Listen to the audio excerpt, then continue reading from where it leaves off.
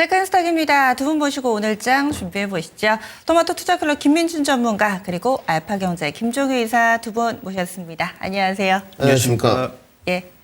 첫 번째 이슈부터 다뤄보겠습니다. 워낙에 쉬는 동안에 여러 가지 이슈들이 있어가지고요. 이 가운데서 트럼프 미국 대통령 관세 부과, 캐나다와 멕시코에 대한 관세 부과가 하루 앞으로 다가왔습니다. 이런 가운데 미국 증시, 미국도 안전하지 않습니다. 여기에 미 증시가 상당히 민감하게 간밤 반응을 나타냈는데요. 우리 증시는 어떨 것인가 이야기 나눠보도록 하죠. 멕시코와 캐나다에게 한 달의 시간을 주겠다. 그리고 나서 드디어 이 한 달이 지났는데 뭐 크게 결과에는 달라진 게 없는 것 같아요. 오늘 밤 아마 공식적으로 발표가 나게 될 텐데 이럴 경우에는 또 어떤 부분들을 우리가 봐야 될지 김민준 전문가님, 멕시코, 캐나다에 대한 관세부가 어떻게 되는 건가요? 네, 금요일부터 좀 증시를 지속적으로 좀 봤는데 뭐 저희가 하루 이제 임시 공휴일이 있었습니다만은 금요일 날 아마 미국 증시를 보시고 쉬시는 동안에 월요일에 좀 다들 좋으셨을 거예요. 어찌됐건 증시가 무한정 내려가지는 않고 기술적 반등 구간이 좀 있구나 이렇게 생각을 하셨을 텐데 전일도 마찬가지입니다, 사실. 뭐 11시 반경 본장 좀 시작하고 그 1시간 동안은 시장이 나쁘지 않았어요. 장중에 많이들 내려갔는데 사실상 이 미지의 영역이라고 좀 지칭을 했습니다. 미지의 영역, 하루가 다르게 바뀌는 발언입니다. 지금 트럼프 대통령의 어떤 외교적 카드를 보게 되면 뭐 속내는 모르겠습니다. 저희가 외교적 어떤 정치적 딜을 모르기 때문에 캐나다와 뭐 멕시코 대통령의 어떤 정치적 딜이 불만족스러웠을까요? 뭐 불만족스러웠다고 볼 수밖에 없겠죠. 대중공개 자료로는. 이러한 부분이 있었는지 모르겠지만 뭐 이제 와서 또 한번 말을 바꾸는 스탠스. 유예기간을 줬을 때는 우리가 뭔가 불확실성보다는 유예기간에 먼저 투심이 움직이는 쪽. 지금은 어떻습니까? 결국은 이제 불확실성에 따른 시장의 움직임이라고 평가를 해야 되는데 그러면 이제 와서 불확실성인가 그 전부터 불확실성이 있었던 것인가 그 전부터 불확실성이 있었던 것으로 저는 평가를 할 수밖에 없을 것 같습니다. 사실상 뭐 시장 투심이 너무 본인들이 생각하고 싶은 대로 좀 생각했다. 단지 이 하락이 조금 더 빨리 나왔다라면 좋았을 것 같거든요. 뭐 뒤에도 말씀드리겠습니다만은 사실상 이벤트가 저희가 조금 있지 않습니까? 이 이벤트에 대한 상세력 부분 때문에 그런 말씀을 드리는 거고 저는 뭐 마찬가지입니다. 지금 나스닥이 현물 기준으로 18,350까지 내려왔고 전일 기준 2.64% 마이너스로 내렸습니다. 거의 다 조정 구간, 제가 생각하는 조정 구간 다 왔는데 이 발언에 대한 지속력과 불확실성에 아무래도 지속력으로 평가를 좀 해야 될 것 같은데 사실은 예측 불허입니다. 이 부분은 알 수 없고요. 저는 뭐 하락 및 조정을 주기 위한 빌드업 과정이라는 코멘트를 지속적으로 좀 이어가겠습니다. 이러한 발언으로 지금 조정을 줬기 때문에 이것이 하락을 주기 위한 빌드업이라고 볼 수밖에 없고 그리고 예측이나 예상이 불필요한 영역이라고 저는 평가를 하고 있습니다. 이렇게 된다면 뭐 트럼프가 우리 대한민국의 대통령은 아닙니다만은 전 세계가 모두 다 이목과 시선을 쏟고 있는 그런 대통령인데 이렇게 소셜 포지션이 높은 사람이 하루가 다르게 발언으로 증시를 흔든다면 에너지를 쏟아서 과연 우리가 해결될 부분이 있느냐 사실상 예측이 불가한 부분이지 않습니까? 네. 뭐 하루만 지나도 다 틀리기 때문에 저는 그래서 좀 심플하게 트럼프 일기 정권 때 내용을 전일 좀 다 돌아보고 왔거든요. 한 3, 4년간의 행보를 차라리 그러면 지금은 좀 더 기술적 대응을 앞두고 대응하는 게 맞는 것 같아요. 뭐 추세적인 우상향이나 하방 경직성이나 또 돌아서는 터닝 포인트를 실적이나 이런 부분도 중요합니다만은 기술적으로 좀 대응이 필요한 영역이다. 우선 나스닥 현물 기준으로는 역시나 18,000포인트 지지력 테스트. 그리고 전일은 지금 오늘 장중에는 우리 국내 종가 흐름. 그리고 선물 기준으로는 마찬가지입니다. 2500포인트의 지지력을 좀 확인하는 과정이 필요하다. 이렇게 정리를 좀 해드리겠습니다. 관세 카드는 뭐 이랬다 저랬다 하니까 거기에 흔들릴 필요 없이 시장 흔들기의 일환이고 따라서 우리는 오히려 이럴 때 이성적으로 숫자만 보고 기술적으로 대응하는 게 낫지 않느냐라는 시각이신데 김 이사님은 어떠세요? 네, 일단 지난번에도 잠깐 언급드렸지만 저는 뭐 캐나다하고 미국, 멕시코를 압박하고 있는 미국의 속내는 뭐 그들 국가에서 상대적으로 이제 싸게 만들어서 들어오는 제품들에 대한 견제 요인보다는 그쪽으로 통해서 들어오고 있는 두 가지를 압박하려는 요소라고 보는데 다 중국과 연관이 있다라고 보여집니다. 중국에서 미국으로 지금 마약이 오는 건 아니에요. 근데 마약의 원료가 오고 있다는 거죠. 그게 이제 펜타닐, 멕시코와 네. 캐나다를 통해서 들어오고 있다라는 거고 이걸 왜 통제 안 하느냐가 이제 트럼프 대통령이 요구하는 가장 큰 요인이기 때문에 내가 어차피 중국에도 관세 때리고 있지만 실제로 미국으로 가는 그 생필품에 대한 뭐 관세도 중요한데 캐나다, 멕시코로 우회해서 들어오고 있는 이 중국 물량들을 너희가 스스로 관세로 제어해라 네. 라는 그런 압박일 가능성이 높다라고 보고 있고 그래서 멕시코에서는 일부 벌써 그런 얘기가 나오고 있죠. 멕시코 스스로 중국을 압박하겠다라는 그런 얘기도 흘러나오고 있는 상황이다 보니까 결국 이 싸움은 뭐 25%를 할지 뭐 10%를 할지 이 싸움이 아니고 과연 캐나다와 멕시코가 미국이 중국을 압박하고 있는 것에 적극적으로 맞서서 같이 중국을 압박해 주느냐에 달려있다라고 봅니다. 그래서 만약에 이걸 해주지 않는다면 지금 뭐 두 가지 관세, 지금 25% 관세도 일단 출발을 하고 4월 1일 날부터 3개 관세까지 추가적으로 하는 그 프로젝트가 그대로 진행될 것으로 보이고요. 만약에 캐나다, 멕시코가 지금 우회에서 들어오고 있는 이 마약의 원료 물량과 더불어서 생필품들 이런 것들이 지난번에도 말씀드렸던 것처럼 $800 이하는 그냥 관세 없이 들어올 수 있기 때문에 캐나다나 이쪽을 통해서 들어오고 있는 물량들이 꽤 되는 상황이니까 이걸 지금 제어하려는 그런 움직임이 적극적으로 나타나고 있는 상황이어서 이걸 얼마나 협력하느냐 정도에 달려 있다라고 보는 거죠. 그래서 이런 요인들을 만약에 그 캐나다하고 멕시코가 적극적으로 동참해 준다면 특히 멕시코가 적극적으로 동참해 주면 아마도 제가 보기엔 이건 큰 하나의 흐름이 이루어질 것 같고요. 캐나다는 또 하나 중요한 요인이 있는 게 최근에 이제 미국에서 트럼프 대통령에 의한 지정학 두 가지가 어디죠? 미국 위에. 그러니까 우리가 이제 지도를 보면 헷갈릴 수 있는데 실제로 그 지금 도법이 아니라 정확한 지도를 놓고 보면 미국 바로 위에 있는 게 그린란드고 미국 바로 아래에 있는 게 파나마 운하예요. 네. 그러면 미국은 그동안 전 세계 경찰에서 아메리카 경찰로 자기가 변신하겠다는 걸 스스로 트럼프 대통령은 밝히고 있는 거고 그러니까 미국의 양쪽을 지키기 위한 파나마 운하의 그 운영권을 내놓으라고 하는 거고 그다음에 그 북극권의 바다에 러시아와 협력 관계를 통해서 이쪽 그 해협을 장악하기 위한 그런 노력들을 하고 있다라는 얘기거든요. 그러니까 캐나다는 아마 여기에 협력하면 관세와 관련된 압박이 크게 줄어들 가능성이 높다. 이렇게 좀 보여집니다. 그래서 저는 뭐 중국과 그다음에 미국의 지정학과 관련된 내용에 양국이 얼마나 협력하느냐가 결국에 관세의 영향에 달려있기 때문에 그래서 더 예측이 어렵고 이와 관련된 악재의 내용은 제가 보기에는 우리 시장은 오늘 이걸 좀 흡수할 가능성이 높기는 한데 어쨌든 불확실성으로 이런 정치적 변수가 사라질 때까지는 남아있을 가능성이 높다. 이렇게 좀 봐야 될 것 같습니다. 저도 그 생각은 예전에도 했던 게 이 멕시코랑 캐나다가 바로 인접국인데 여기서부터 왜 시작할까라는 생각을 했을 때 아예 취임사에서도 그린란드, 파나마 얘기가 있었기 때문에 뭔가 좀 협상의 기술을 가지고 있는 트럼프가 이런 식으로 압박을 해서 다른 것을 취하려고 하지 않나라는 그 김 유사님 의견에 상당히 좀 동의를 하는데요. 그렇다면은 우리 증시 일시적으로는 이와 관련된 여파를 피할 수가 없다. 그리고 관세 얘기 나온 김에 하나만 더 나눠볼게요.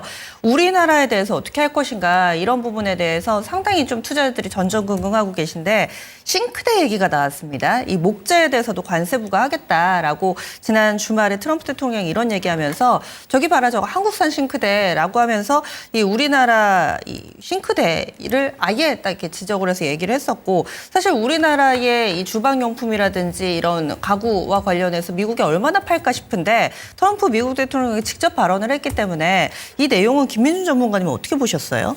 저는 그렇게 봐요. 이제 각국의 여러 가지 물품이라든지 뭐 아까 우리 김종희 이사님 말씀대로 생필품부터 미국에 들어오는 결국 이제 물가를 낮추기 위한 방안이라고 보여지거든요. 사실상 뭐 싱크대 이야기가 나왔습니다만은 주류 타겟팅을 하는 건 세탁기였던 것 같아요. 전일도 좀 보면서 제가 네. 일기 정권 때 봤더니 사실 뭐 트럼프 일기 정권 때 세탁기로 너무 시끄러웠거든요. 삼성하고 LG도 타켓을 받았고 이 싱크대도 결국 뭐 주방용품의 하나인데 얼마나 수출 비중이 있는지는 저는 확인을 못 해봤어요. 저도, 네. 사실상. 근데 그 수출 비중이 많다고 한들 과연 이게 미국 시장에 뭔가 정말로 파급력을 줄 만한 제품인가? 재화인가 여기에 대해서는 캐쳐 마크가 남겨지더라고요. 물론 확인을 해봐야 되겠습니다만은 결국 그러면 속내는 뭐냐? 한국도 뭔가 걸고 넘어지고 싶다는 맞아요. 그 속내죠. 네, 사실상 그렇지 않겠습니까, 시청자 여러분들? 지금 갑자기 싱크대 이거는 좀 말이 안 되는 것 같아요. 그러니까 차라리 일기 그 정권 때처럼 뭐 한국의 대한민국의 세탁기라든지 어떤 가전 제품에 대한 관세를 때린다면 뭐 저희 국내가 뭐 삼성전자, LG전자 가전은 뭐 땡땡이다 이런 표현도 있듯이 네. 이해를 하겠지만 결국은 이 싱크대는 지엽적인 부분일 뿐이고 한국도 결코 너네도 자유롭지 않아 이런 포석이 좀 깔려 있다. 저는 이렇게 좀 평가를 하고 있습니다. 네, 관세 얘기 쭉 나눠봤는데요. 최근에 이 관세와 관련해서는 EU 쪽에서도 상당히 좀 대립각을 세우고 있는 상황입니다. 이런 가운데 이 유럽 지역에서도 자체적으로 국방력을 좀 강화하자라는 목소리들이 나오면서 이 유럽 증시는 최근에 분위기가 좋습니다. 이런 가운데 특히나 또 좋은 쪽이 방위산업 관련된 종목군들의 주가 연일 급등세를 좀 이어가고 있는데요. 이쪽 급등하고 또 원자재 쪽에서 구리 같은 경우도 슬쩍슬쩍 움직이더라고요. 가상화폐 시장까지 이 미국 외적인 다른 자산 시장에서 우리가 볼 부분은 없는지 다뤄볼게요. 이사님 먼저 좀 알려주실까요? 네, 뭐 빗달러 자산에 대한 선호도가 올해 초부터 올라왔고 그래서 뭐 이머징이 좋을 거다라고 했는데 이머징도 뭐 나쁘지 않았죠. 중국과 한국이 좀 오르긴 했으니까. 그런데 실제로 가장 좋았던 건 유럽입니다. 유럽은 좋아요. 지금 사상 최고치를 내고 있는 증시들이 주요 증시 중에도 막 발생하고 있잖아요. 그다음에 이제 말씀해 주셨던 방산주들이 급등하고 있는데 결국 트럼프 대통령의 압박과 이번에 그 젤렌스키와의 협상에서 나타난 서로의 민낯 뭐 이런 것들을 보면서 유럽도 뭔가 대책을 빠르게 세워야 되겠다. 그러니까 우크라이나를 나토로 편입하는 이슈가 중요하다라기보다는 우크라이나는 계속 버퍼로 두고 어쨌든 앞으로 러시아가 계속 팽창 정책을 쓰거나 할 때 미국이 적극적으로 개입하지 않으면 이걸 스스로 방어할 수 있는 능력이 유럽에 있는가를 스스로 질문해 보면 지금 영국, 프랑스 정도 제외하면 거의 대부분의 국가의 방위 산업은 없다고 해도 과언이 아닐 정도로 그 빈자리가 나타나는 거 아니겠습니까? 그러다 보니까 이제 이거 당연히 끌어올릴 수밖에 없는 거고 그러면 이제 한국의 방산 수혜가 일부 있겠죠. 근데 이제 착각하시면 안 되는 게 유럽은 유럽 법에 따라서 60% 이상을 내부 거래로 채워야 되는 그 협약이 있다 보니까 제가 방산까지 그 조약이 정확하게 적용되는지는 뭐 아직 뭐 법은 잘 몰라서 확인은 못 해봤는데 네. 제가 알기로는 유로의 전체적인 흐름 자체가 그게 결부되어 있거든요. 그러면 우리 쪽으로 당연히 수혜가 일부 있을 수 있겠지만 과연 우리가 기대하는 만큼의 수혜가 나타날지는 조금 더 다른 얘기이기도 하고 적어도 유럽과 관해서는 그다음에 지금 이렇게 유로화가 강세를 보이다 보니까 상대적으로 유로화 자산 쪽으로 더 몰리는 그다음에 유럽 쪽은 이번에 또 22일을 통해서 금리를 추가적으로 또 낮출지 모르겠는데 이 금리를 낮추는 정책 자체가 하나의 또 유동성 이동 요인으로 받아들여지고 있는 기이한 현상인 거죠. 왜냐하면 금리를 낮추면 금리가 높은 쪽으로 돈이 흘러가야 되는데 오히려 이제 유로존에서 돈을 더 낮추고 있는 이런 흐름 자체가 뭐 일종의 부양책으로 좀 얘기가 되면서 오히려 증시를 끌어올리고 있는 그런 상황이니까 그래서 금리를 낮추는데 유로화는 더 강세로 가고 상대적으로 유럽 증시는 더 올라가는 그런 기현상이 발견되고 있다라는 측면에서 전체적으로 보면 지금 그 유럽 쪽의 변동성은 어떻게 보면 그 미국 쪽이 밀려나는 것과 같이 결부돼서 흘러가고 있는 것이다. 좀 이렇게 봐야 되는 상황입니다. 그래서 일단 이 유럽과 관련돼서 방산이 만약에 좋아진다면 우리나라 방산주도 일부 긍정적 효과가 있겠지만 유럽 방산주가 더 나을 가능성이 높다. 이렇게 좀 봐야 될 것 같고요. 국내 방산주에 미치는 영향은 아까 말씀드렸던 이유 해박 때문에 굉장히 제한적이다. 이렇게 좀 봐야 될 것 같습니다. 방산 쪽 얘기해 주셨고 뭐 구리나 가상화폐 시장이나 이쪽은 좀 어떻게 보세요? 여기도 변동성 커졌잖아요. 네, 구리는 최근 들어서는 일단 뭐 중국 요인보다는 그 관세 이슈 때문에 좀 가격이 출렁이는 것으로 보이고 그래서 전 세계 수요가 올라갔느냐는 아직까지는 좀 판단하기가 어려운 국면입니다. 다만 환율 변화라든지 관세 이슈로 인해서 최근에 이렇게 원자재 가격이 들썩이는 건 전 세계 물가에도 영향을 줄 수 있기 때문에 원자재 쪽 투자하시는 분들이나 원자재와 연관된 종목군들을 보시는 분들에게는 계속 지켜볼 필요가 있겠죠. 이게 지금 닥터 쿠퍼로 경기 요인으로 가느냐 아니면 수급이나 정책 이슈로 움직이는 거냐를 판단이 필요할 것 같고 저는 후자로 보고 있기 때문에 추세적인 흐름은 아니다라고 보고 있고요. 지금 뭐 비트코인을 포함한 자산은 이게 수급적인 요인도 꽤 작용하고 있습니다. 트럼프 정책 이슈로 급등했다가 지금 다 그 이상 폭락하거나 굉장히 큰 변동성을 나타내고 있잖아요. 네. 그런데 이제 그 어저께 수급에 하나 이제 주목해 볼 포인트는 뭐냐면 이게 지금 그 정책이 나오기 이전에 콜옵션을 엄청나게 많이 샀다가 정책이 나오자마자 콜옵션이 대거 청산됐단 말이죠. 급등하는 구간에서.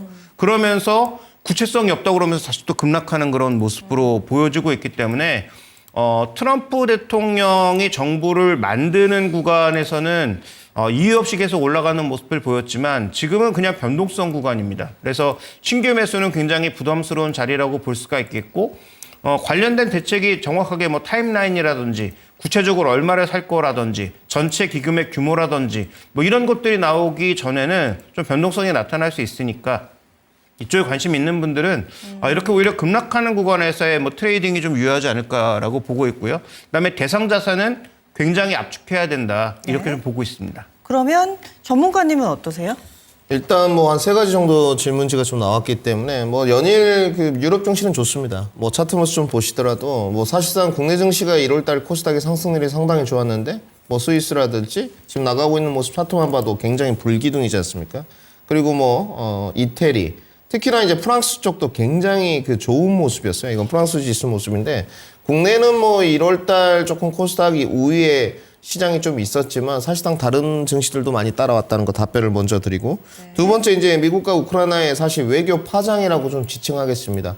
굉장히 처음 보는 광경이었거든요. 뉴스를 통해서 다들 보셨겠지만 굉장히 뭐 고함 치는 모습 이런 것들이 그대로 전 세계에 생중계되는 이런 모습이 있었고 뭐 우크라이나 대통령의 젤렌스키 대통령의 지금 입지가 상당히 좁아지는 듯한 느낌을 받았는데 이것도 마찬가지인 것 같습니다. 모든 것을 미국이 이제 강하게 꽉 잡고 가겠다는 반증인 것 같고 이러면서 여러 가지 이제 방산 쪽에 원자재 쪽에 뭔가 트리거들이 좀 나왔습니다. 그러면 이 유럽 쪽에 있던 방산 쪽에 증시가 좀 올랐고 종목들이 올랐는데 지속력이 있을 것인가 이제 퀘스천 마크를 던져봤을 때 저는 그렇게 판단되진 않습니다. 이 거시적 관점에서 봤을 때 저도 이사님하고 걔가 좀 비슷하지만 다른 측면부터 자국 국방력 강화 움직임은 있어요. 이 부분은 계속적으로 말씀드렸던 부분이고 저도 방산을 크게 공략해 보지는 않았습니다만은 약간 이데올로기 이후에 민족주의 성향이 좀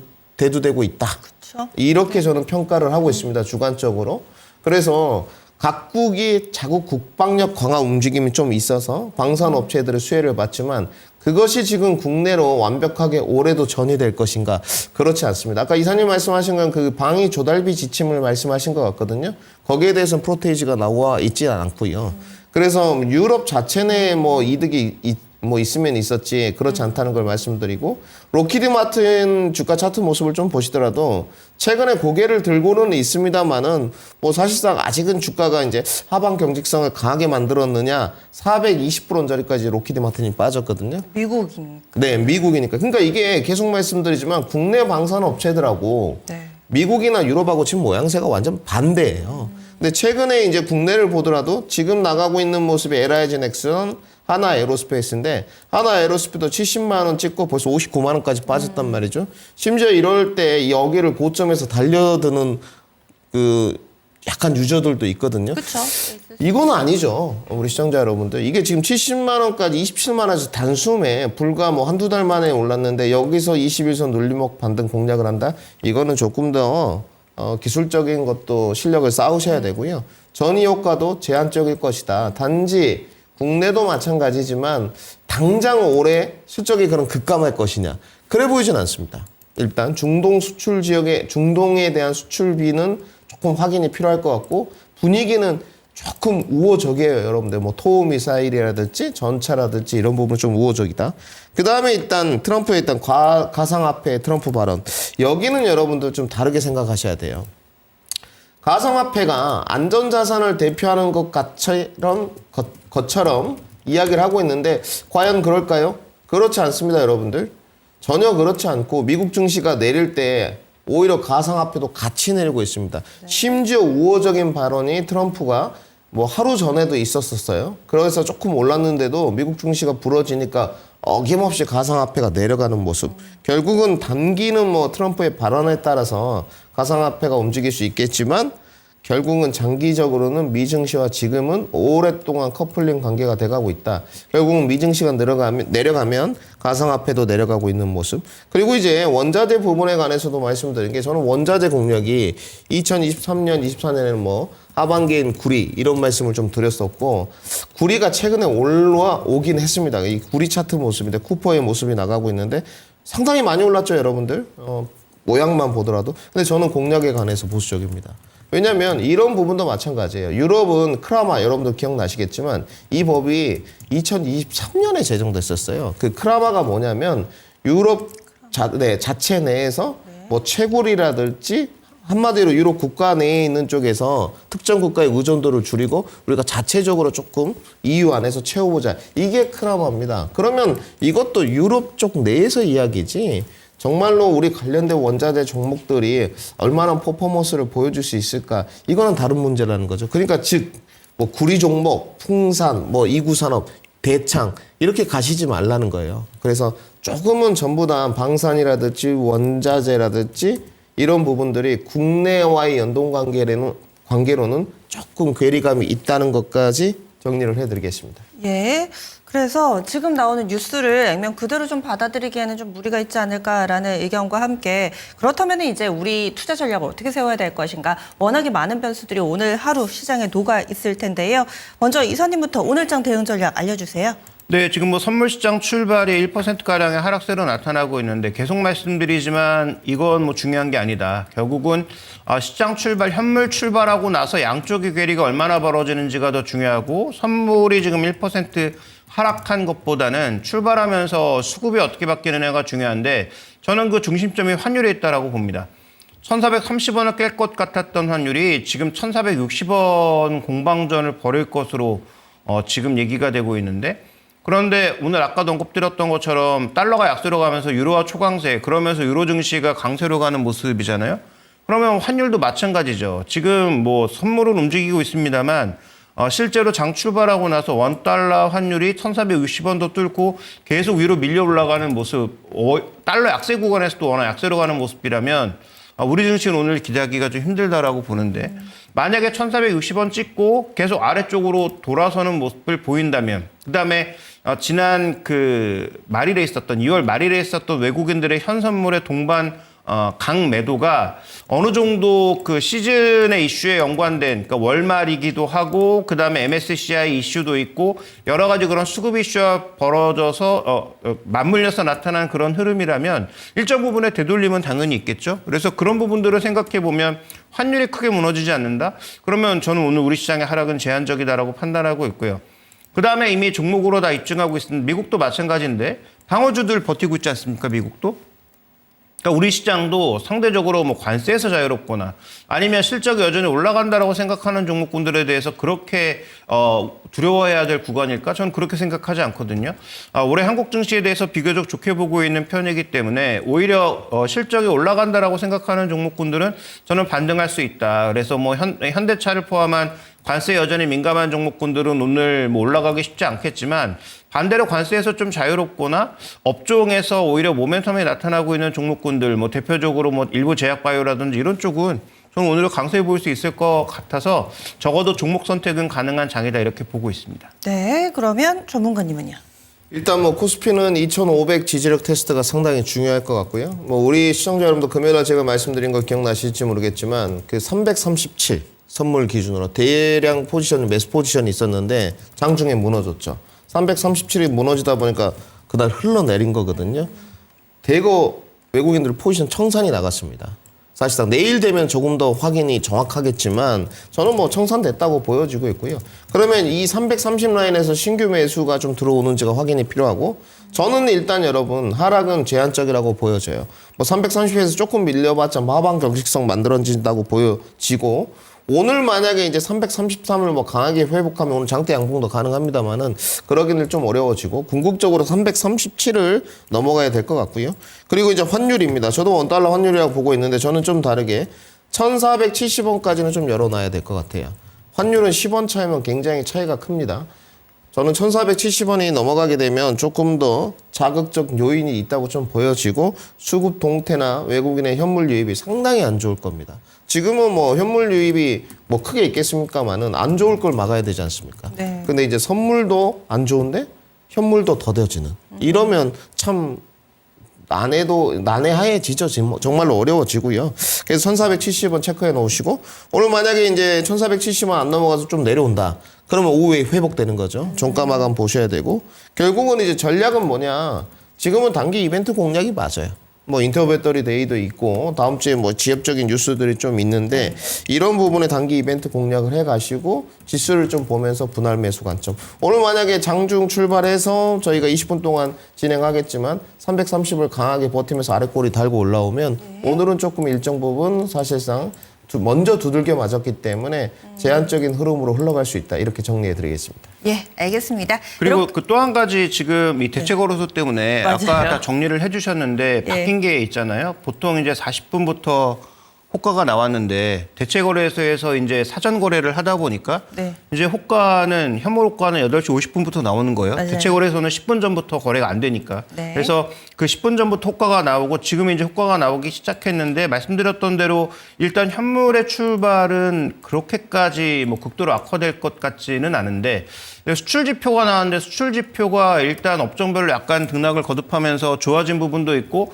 나빠진 부분도 있는데 이걸 종목군들이 미리 선반영했느냐 아직 반영하지 않았느냐도 잘 살펴봐야 되겠죠. 그래서 오늘 일단 시초가 동향에서 종목군들의 변동성은 아직까지는 그렇게 뭐 크게 나타나진 않는 것으로 보이나 결국 선물 시장의 출발과 현물 시장의 출발에서의 베이시스 괴리를 어느 정도 포인트로 만들어 놓는지 마이너스 0.5 아래로 집어넣는다면 추가적으로 차익 매물이 나올 부분은 그렇게 많지 않아 보여요. 신규 물량이 아니면. 오히려 기존 물량들이 청산될 수 있는 상황이니까 네. 거기에 좀 초점을 맞추는 게 좋지 않을까 이렇게 보여지고 있습니다. 네, 약간은 조금 평소와 달라진 것 때문에 당황하지 마시고요. 저희와 함께 따라가 주시면 되겠습니다. 지금은 동시효과 구간의 숫자가 보이고요. 그러면 리포트로 빠르게 넘어가 보시죠.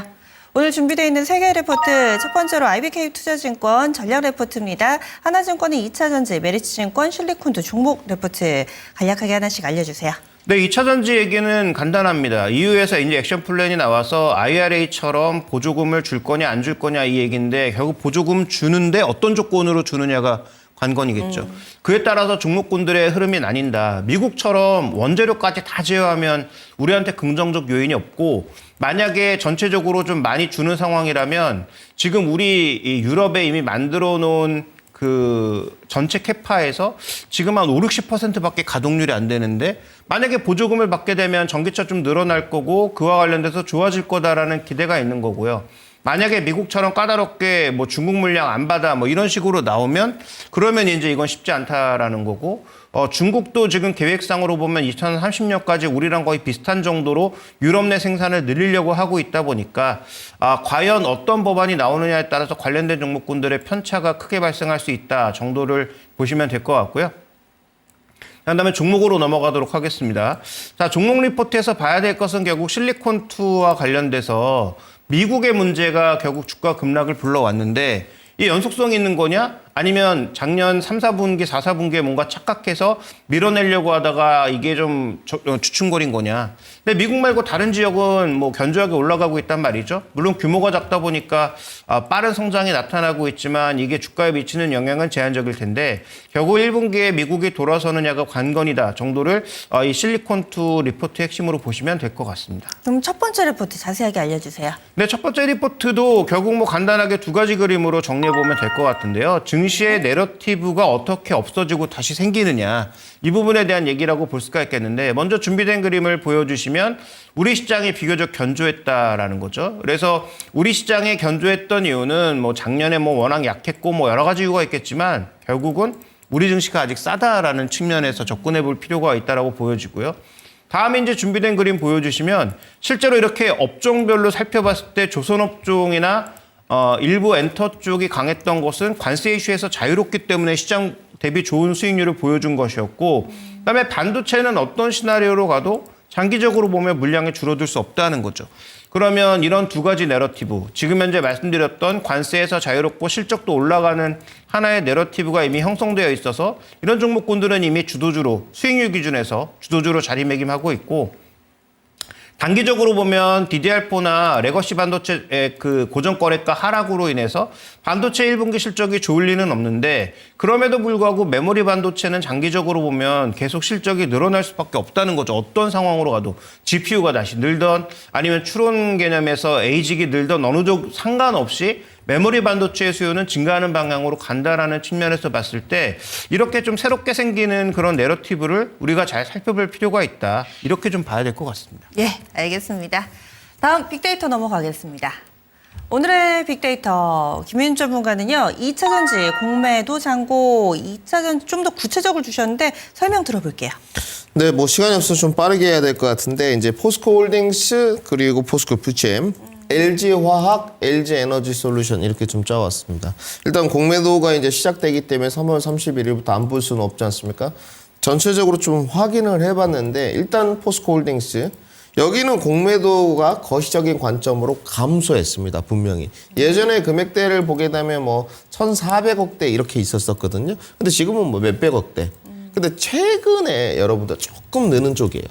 그러니까 거시적인 관점은 줄었고 단기적으로 조금 올라왔는데 우리가 전체적인 걸 봐야 되겠죠?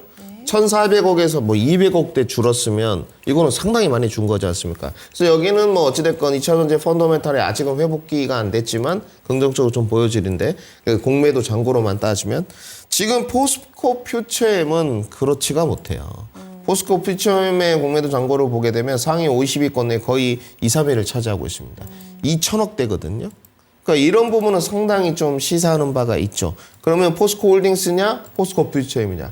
포스코 홀딩스라는 거죠. 그럼 넘어가고 LG화학하고 이제 LG 에너지 솔루션입니다. 여기도 전체적인 궤를 보게 되면 거시적인 관점에서는 좀 줄었어요.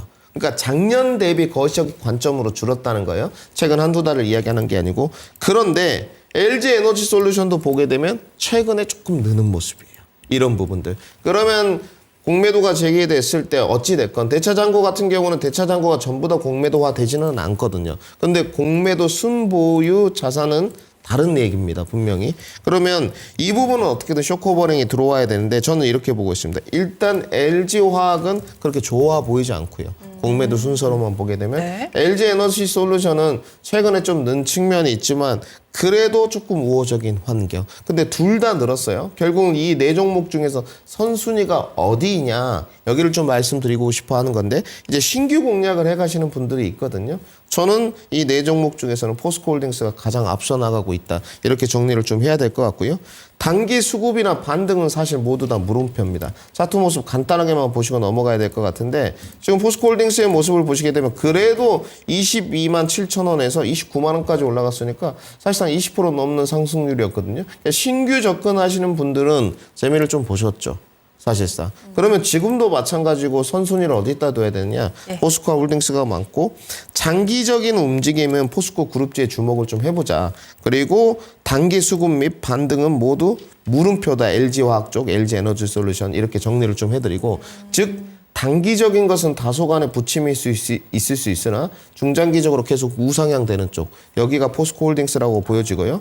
이번에 지금 27만 원인데 저는 그렇게 판단하고 있습니다. 무난하게 포스코홀딩스 기준으로 30만 원은 넘어서 32만 원을 향해서 가지 않을까. 업사이드가 아직까지는 20% 정도는 남아있다까지 정리를 해드리겠습니다. 이번 한 달 내내 이 얘기 많이 나올 거예요. 공매도가 이제 재개되기 전에 준비할 수 있는 부분들, 또 2차 전지는 공매도와 뗄래야 뗄 수 없는 관계이기 때문에 이렇게 짚어주셨는데 포스코 홀딩스를 그 내에서도 매력적이다 얘기를 해주셨습니다. 이렇게 해서 리포트까지 알아봤고요.